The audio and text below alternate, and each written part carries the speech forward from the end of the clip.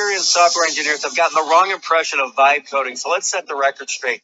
Vibe coding should really be called context engineering, because what you're doing is you're working with a tool to make sure that that tool gets the right information formatted in the right way so that it can generate the right code.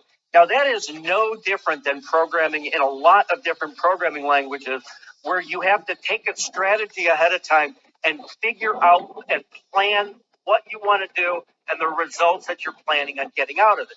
So even though vibe coding does not require you to write individual lines of code, what you're doing when you're context engineering and you're vibe coding in a lot of ways is much more complex.